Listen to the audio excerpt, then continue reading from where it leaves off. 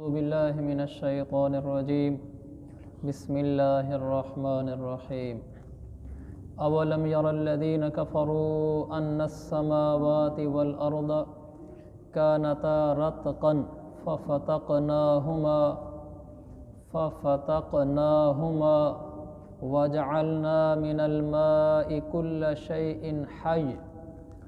اس کو رک کر پڑھیں گے تو حج، ملا کر پڑھیں گے تو حیٍ افلا، ورنہ حج یا کو زہر کریں گے. افلا یؤمنون، یہ آیت نمبر 30 سے لے کر 33 تک ان 3 آیتوں میں اللہ تعالیٰ نے اپنی قدرت، اپنی شان، اپنی طاقت بیان فرمائی ہے. حیران کن بات یہ ہے، بلکہ نہایت حیران کن بات یہ ہے کہ 3 آیتوں میں اللہ نے جو اپنی قدرت بیان فرمائی ہے اس کا تعلق سائنس کے ساتھ ہے. اللہ کا سائنس کی چیزیں بیان کرنا یہ تو کوئی حیران کن بات اس لیے نہیں ہے کہ اللہ اس سے اور زیادہ بڑی چیزوں پر قادر ہے. حیرانگی اس بات کی ہے کہ جو قرآن آج سے 1400 سال پہلے اترا، جب موجودہ سائنس، موجودہ ٹیکنالوجی، موجودہ تحقیقات، ریسرچز کا نام تک بھی نہیں تھا، اور حضور پاک صلی اللہ علیہ وسلم اس اونٹوں کے زمانے میں مدینہ منورہ کی ایک چھوٹی سی بستی میں لوگوں کو بتا رہے تھے یہ آیتیں، وہ باتیں آج سائنس نے 1500 سال کی تحقیقات کے بعد سمجھی ہیں. کیونکہ یہ تو جو سائنسدان کافر ہیں قرآن کو مانتے تک نہیں، اپنے بھٹکتے رہے، تحقیقات تجربات کرتے رہے، بھٹکتے بھٹکتے پڑھتے تجربے کرتے، بالآخر اسی نتیجے پر پہنچے جو رسول اللہ صلی اللہ علیہ وسلم نے 1500 سال پہلے 3 آیتوں میں بیان کر دی تھی. تو سائنس اب بھی اگر سائنس والے ایمان نہ لے تو افسوس کی بات ہے کہ تم آج اتنے تجربات کرنے کے بعد وہ باتیں کہتے ہو جو باتیں میرے پاک پیغمبر نے 1500 سال پہلے مدینے کی بستی میں بیٹھ کر بتا دی تھی. تمہاری سائنس کی معراج تو ہمارے قرآن سے بھی نیچے ہوئی کہ جب اب قیامت قریب آنے والی ہے، آخری زمانہ ہے، اور اب تم نے ایک نتیجہ نکالا ہے اور حضور علیہ السلام نے 2 لفظوں میں بیان کر دیا. لہٰذا جہاں یہ معلوم ہوتا ہے کہ واقعی اللہ کا کلام ہے، اللہ نے ہی اتارا ہے، کیونکہ حضور صلی اللہ علیہ وسلم تو سائنس نہیں جانتے تھے، موجودہ سائنس کا تصور بھی نہیں تھا. پھر آپ کی زبان مبارک سے ایسے پکے ٹھکے علوم کا صادر ہونا میرے پیغمبر کے سچے نبی ہونے کی علامت ہے. ورنہ ایک انسان کیسے بول سکتا ہے ان باتوں کو، دعویٰ کر دے وَجَعَلْنَا مِنَ الْمَاءِ كُلَّ شَيْءٍ حَيٍّ، کہ ہم نے ہر چیز کو، ہر زندہ چیز کو پانی سے پیدا کیا ہے. یہ کیسے کہہ دیا اللہ کے نبی نے؟ اور یہ کیسے کہہ دیا کہ زمین و آسمان پہلے آپس میں ملے ہوئے تھے، پھر اللہ نے ان کو جدا کر دیا؟ میں ترجمہ کرتا ہوں آیت کا. اولم یر الذین کفروا، قرآن بھی عجیب کلام ہے. یہاں بھی اللہ تعالیٰ نے یہ نہیں کہا کیا ان لوگوں نے نہیں دیکھا کہ آسمان اور زمین آپس میں ملے ہوئے تھے، ہم نے ان کو جدا کر دیا. قرآن نے یوں نہیں کہا کہ کیا ان لوگوں نے نہیں دیکھا، بلکہ قرآن نے کہا کہ کیا ان کافروں نے نہیں دیکھا کہ آسمان اور زمین آپس میں ملے ہوئے تھے، ہم نے ان کو جدا کر دیا. کیونکہ آج کل سائنس میں زیادہ آگے بڑھے ہوئے لوگ کافر ہیں. اگرچہ سائنس کی ابتدا مسلمانوں سے ہوئی ہے، جابر بن حیان ہمارے شروع کے سائنسدانوں میں سے ہیں، اسی طرح ابو علی سینا ہمارے شروع کے لوگوں میں سے ہیں جنہوں نے سائنس کو پروان چڑھایا، مسلمان تھے یہ لوگ. تو یہاں اللہ تعالیٰ نے فرمایا کافروں کو یہ باتیں نظر نہیں آتی کہ آسمان اور زمین ملے ہوئے تھے، ہم نے ان کو جدا کر دیا. اب یہ بات حضور صلی اللہ علیہ وسلم 1400 سال پہلے کہہ رہے ہیں کہ آسمان اور زمین آپس میں ایسے ملے ہوئے تھے، پھر اللہ نے ان کو جدا کیا ہے.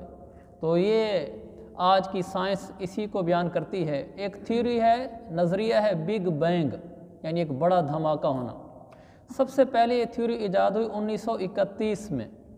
جارج لیمارٹرے ایک امریکی سائنسدان تھا، سب سے پہلے اس نے تھیوری پیش کی. پھر اس کے بعد جب سب سے زیادہ تحقیقی تھیوری پیش ہوئی تو 1953 میں ہوئی. ایڈون ہمبل ایک امریکی اسٹرانومر ہے، یعنی ماہر فلکیات ہے، اس نے پھر اس کو آخری پانی دیا اس تھیوری کو. اور اس ساری تھیوری کا خلاصہ یہ ہے، یعنی 1953 میں آ کر اب دنیا کو پتہ چلا ہے کہ آسمان اور زمین آپس میں ملے ہوئے تھے، ان کو جدا کیا گیا ہے. اور اللہ کے نبی نے 1400 سال پہلے بتا دیا تھا۔ تو ان کی ساری تحقیقات وہی بنتی ہیں جو قرآن کہتا ہے۔ پھر 1965 میں 2 امریکی سائنسدان آئے، انہوں نے ایک نیا نظریہ پیش کیا جس کا نام وہ رکھتے ہیں پرائمری سنگل ماس، یعنی ابتدائی تخلیقی وحدت، کہ وہ یہ کہتے ہیں کہ جب کسی چیز کی تخلیق ہوئی ہے تو پہلے وحدت تھی، ماس ایک یعنی ٹھوس مادہ تھا، تودہ تھا۔ وہ کہتے ہیں آسمان اور زمین یہ سارے ایک تودے کی طرح تھے، پھر اس کے اندر یہ ان کی تقسیم ہوئی تو آسمان الگ ہوا، زمین الگ ہوئی اور ستارے سیارے کہکشائیں بنی ہیں۔ یہ وہ تحقیق ہے جو 1965 میں آ کر 1965 میں 2 امریکی سائنسدانوں نے پیش کی ہے۔ ان سے زیادہ تو میں اس کو پڑھ کر حیران ہو رہا تھا۔ یہ 1965 میں اس حقیقت تک پہنچتے ہیں اور میرا پیغمبر 1400 سال پہلے بولتا ہے۔ پھر عجیب بات یہ ہے قرآن نے جہاں بھی سائنس کی باتیں کی ہیں، آج کی جدید ترین سائنس اس میں سے کسی ایک کو بھی رد نہیں کر سکی، کیونکہ سائنس کہتے ہیں آنکھوں سے دیکھ کر کسی بات کے ماننے کو، جب تک مشاہدہ نہ ہو اس کو سائنس نہیں کہتے، یہ سائنس کی تعریف میں داخل ہے۔ تو یہ تو اپنی آنکھوں سے دیکھ کر ہمیں بتاتے ہیں یہ تجربہ ہے، تو یہ ہمیں کوئی ایسا تجربہ کر کے دکھلا دیں جو قرآن کے خلاف ہو جائے اور کہیں تمہارے قرآن میں یہ لکھا ہوا ہے اور ہم یہ کہہ رہے ہیں، اور قرآن اترا 1400 سال پہلے۔ پوری سائنس زور لگا کر بھی ایک اصول بھی اور ایک تھیوری اور نظریہ بھی ایسا نہیں پیش کر سکی جو ان کا قرآن اور ان میں ٹکراؤ ہو جائے۔ ایک جگہ ہوا ہے کہ وہاں آئے گا، وہاں بھی انشاءاللہ بیان کر دیں گے، ایک جگہ ان کا ٹکراؤ ہوا ہے، قرآن نے کچھ اور کہا ہے اور سائنس نے کچھ اور کہا ہے۔ قرآن کہتا ہے سورہ یاسین میں وَالشَّمْسُ تَجْرِی لِمُسْتَقَرٍّ لَہَا، سورج اپنے مدار کی طرف چل رہا ہے، یعنی سورج تجری کا معنی ہوتا ہے چلنا، سورج چل رہا ہے۔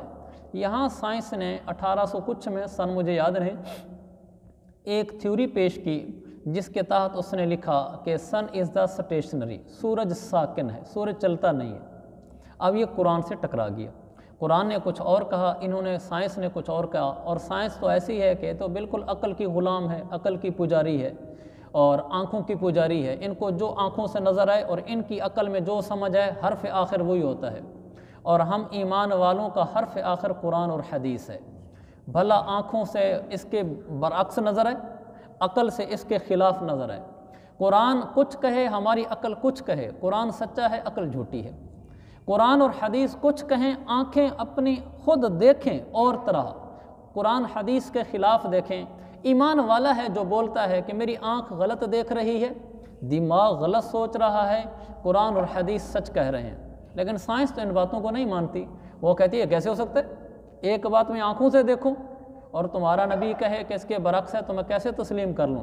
یہیں تو پتہ چلتا ہے یؤمنون بالغیب، ہماری اللہ نے شان بیان کی ہے کہ ایمان والے غیب پر ایمان لاتے ہیں۔ کیا مسئلہ ہوا؟ کہتے ہیں ایمان والے غیب پر ایمان لاتے ہیں جو مسلمان ہیں، تو ہمارا ایمان ہے غیب کے اوپر، قرآن حدیث میں جو لکھا ہے بس ہم مانتے ہیں، بھلا ہمیں وہ سمجھ آئے نہ آئے، نظر ویسا آئے نہ آئے، اور سائنس اس کو نہیں مانتی۔ تو جب قرآن نے کہا کہ سورج چلتا ہے اور سائنس نے کہا کہ سورج ساکن ہے تو اچھا خاصا ٹکراؤ ہو گیا۔ ٹکراؤ ہونے کے بعد پھر ایمان کا پتہ چلا، جب انہوں نے اپنے تجربات سے ثابت کر دیا، آنکھوں سے دکھلا دیا تجربات سے کہ سورج ٹھہرا ہوا ہے۔ چلتا ہوا کیوں ہے؟ انہوں نے اسلام پر اعتراض کیا، چلتا ہوا اس لیے ہے کہ تمہارا نبی نعوذ باللہ، تمہارا نبی چونکہ 14 سال کا پہلے کا سادہ زمانہ تھا، چونکہ سورج چلتا ہوا نظر آتا ہے تو اس نے ایسے ہی بیان کر دیا کہ سورج چلتا ہے، تحقیقات تو تھی نہیں، بس ایسا ہی نظریہ ہے۔ تو اس نے کہا، سائنس نے کہا ان کا ایسے ہی بس نظریہ ہے، یہ ایسے چلتا رہا۔ اس کو بند نہ کر دیں۔ ایمان والے جو کچے ایمان والے تھے، علماء سے دور تھے، قرآن حدیث کی تعلیمات سے دور تھے اور دنیاوی اور سائنسی ماحول سے متاثر تھے، وہ ڈاما ڈول ہونے لگ گئے۔ تو وہ ڈاما ڈول ہونے لگ گئے، انہوں نے کہا یار اس کو ہم کیسے اب انکار کریں آنکھوں دیکھی چیز کو، اس کو اتار دیتے ہیں۔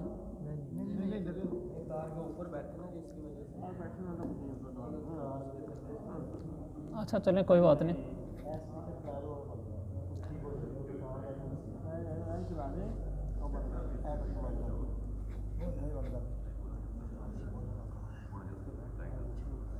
چلیں اچھا اب اگر اس نے آواز کی تو اتار دیں گے، کوئی مسئلہ نہیں. تو جو قرآن کی تعلیمات سے، علماء سے، دینی حلقوں سے دور تھے تو وہ ڈاما ڈول ہونے لگے کہ اب ایک بات تجربے سے سمجھ آ رہی ہے، سائنس کی ترقی ہو گئی ہے، اب ہم اس کو مانیں، یہ پرانی باتیں مانیں. اور جو ایمان کے پختہ تھے، بھلا دنیاوی تعلیم میں آگے نہ تھے یا بھلا آگے تھے، لیکن ان کا علماء سے جوڑ تھا، قرآن سے جوڑ تھا، وہ ڈٹ گئے.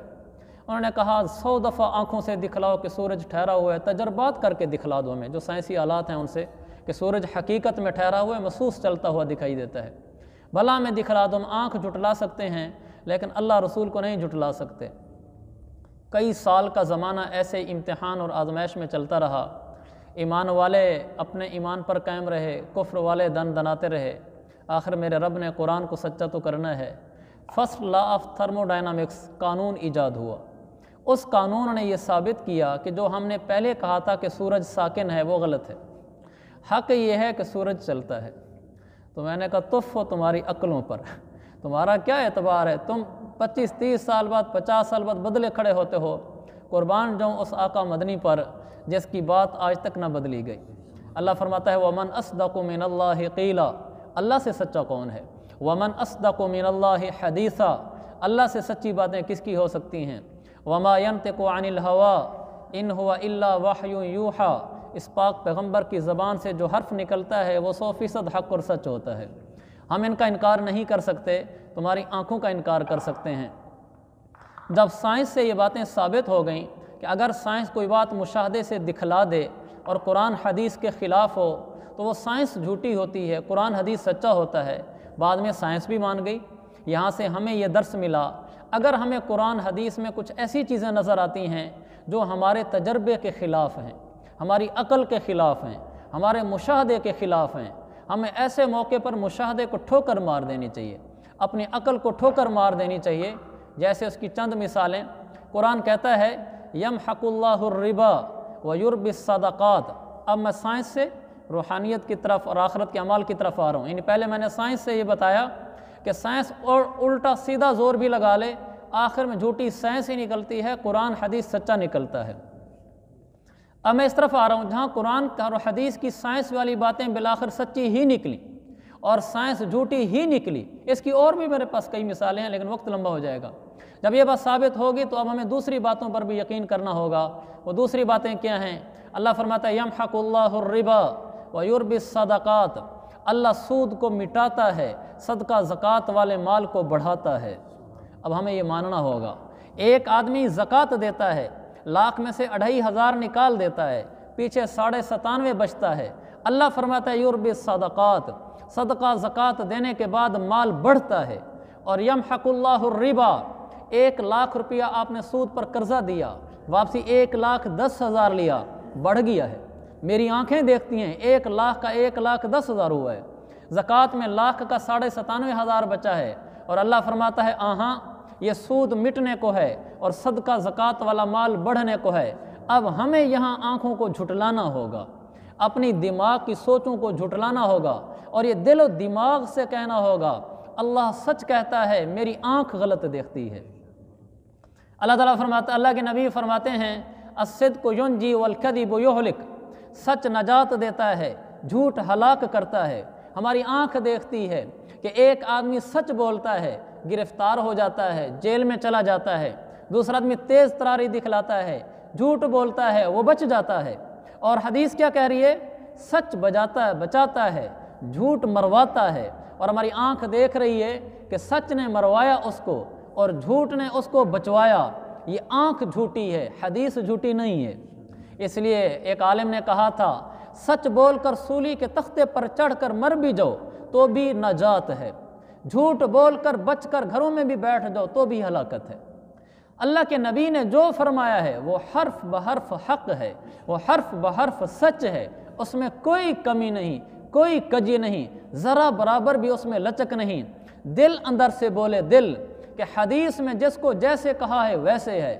میرے پیغمبر فرماتے ہیں من تواضع للہ رفعہ اللہ، جو جھک جاتا ہے، نیچے لگ جاتا ہے، اللہ کے لیے ایک آدمی کے آگے جھک جاتا ہے، اللہ اسے اٹھا دیتا ہے، اللہ اسے بلندیاں دیتا ہے۔ اور ہم نے اپنی آنکھوں سے دیکھا، دنیا کا مشاہدہ بتا رہا ہوں، کہ ایک آدمی کسی کے آگے جھک گیا، جی معذرت بس معاف کر دیں، ختم کر دیں، ہم تو دیکھتے ہیں وہ نیچے گر جاتا ہے۔ جو گردن سیدھی کر کے بیٹھتا ہے اور وہ کہتا ہے نہیں نہیں ہمارا قصور نہیں ہے، تمہارا ہے، اور وہ نہیں جھکتا، ہم دیکھتے ہیں وہ بڑا بنا بیٹھا ہوتا ہے، اور جو معافیا مانگتا پھر رہا ہوتا ہے وہ تو بیچارہ چھوٹا بنا ہوتا ہے۔ اور میرے پیغمبر کیا فرماتے ہیں؟ من تواضع للہ رفعہ اللہ، جو اللہ کے لیے جھکتا ہے اللہ اس کو بلند کرتا ہے۔ ہم نے آنکھ کے خلاف یقین کرنا ہے کہ آقا نے جو فرمایا ہے، میرے نبی صادق مصدوق نے جو فرمایا ہے وہی حق، وہی سچ ہے۔ میری آنکھ نے جو دیکھا وہ جھوٹ ہے، میرے دماغ نے جو سوچا وہ جھوٹ ہے، جو میں نے علم پڑھا سائنس کا قرآن و حدیث کے خلاف تھا وہ سارا جھوٹ ہے، جو اللہ رسول نے فرمایا وہی حق ہے، وہی سچ ہے، اسی میں کامیابی ہے، اور وہی سچا صادق کلام ہے۔ یہ میرے اور آپ کے ایمان کا حصہ ہے۔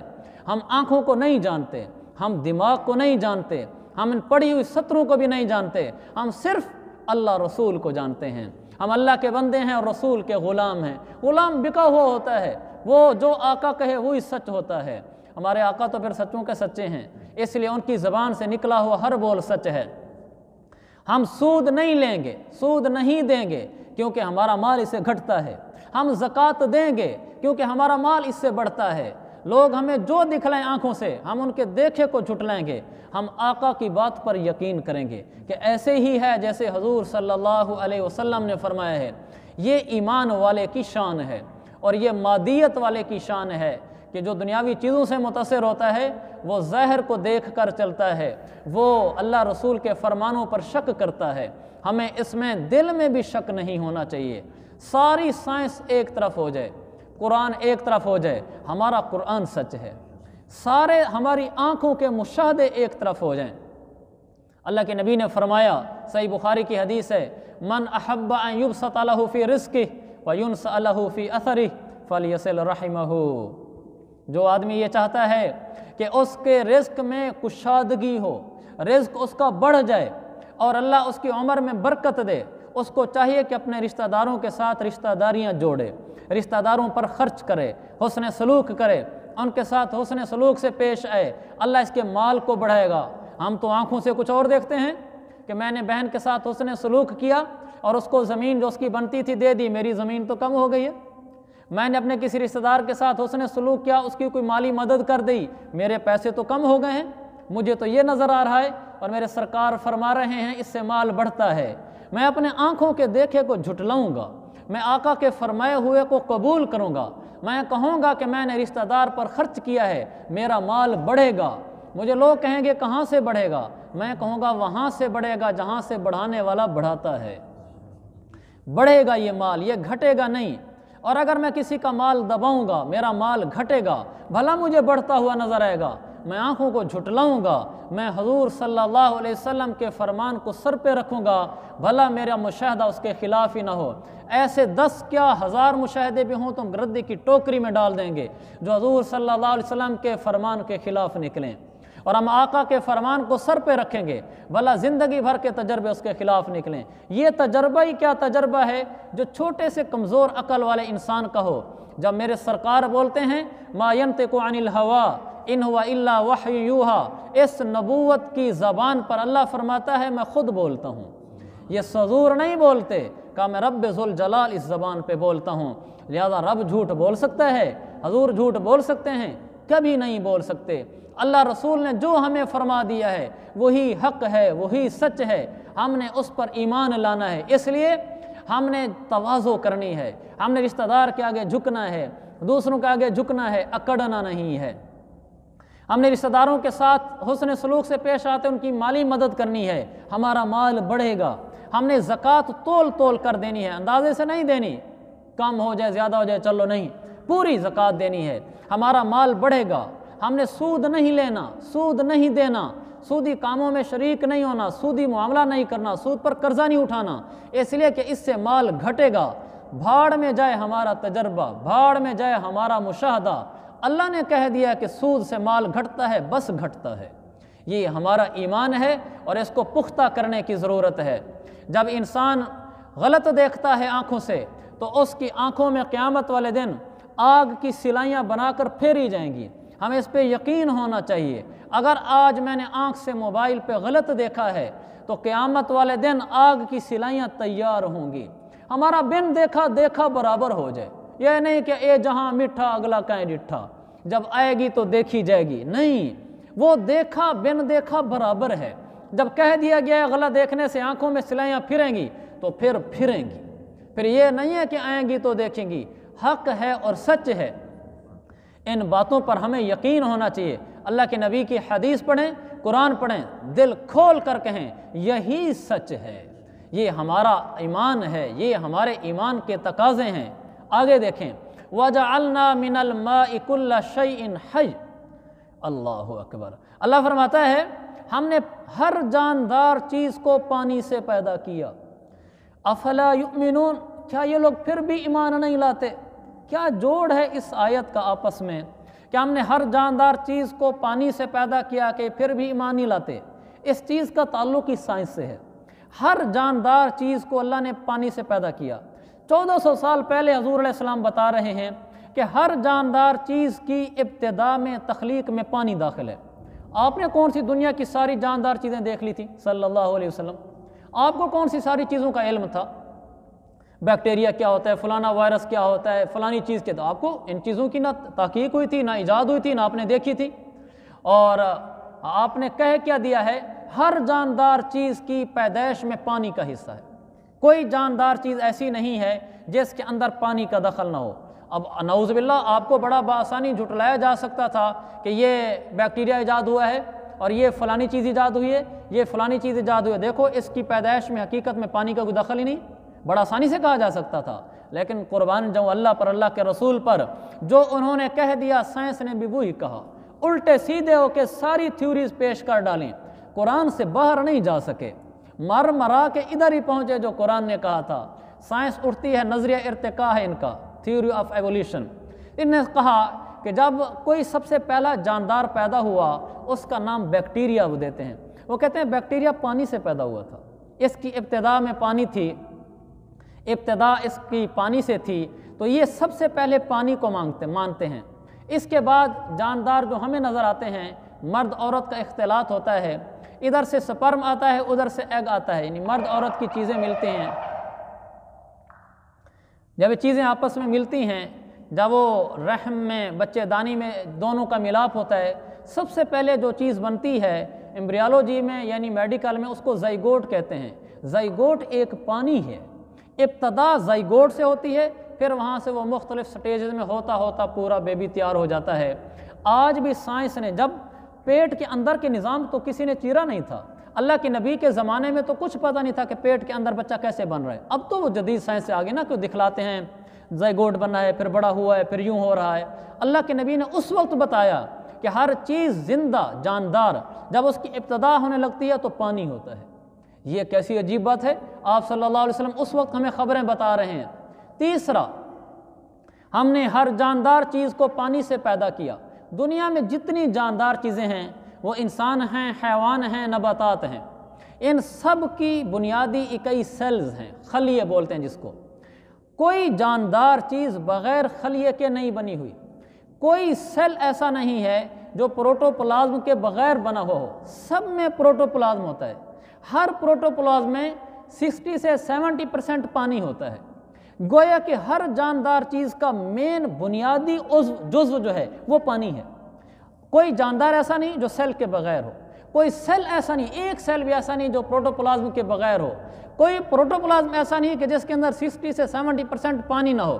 بعضوں میں 75-85 تک چلا جاتا ہے لیکن 60 سے نیچے نہیں آتا، تو گویا کہ آدھے سے زیادہ اس میں پانی ہوتا ہے۔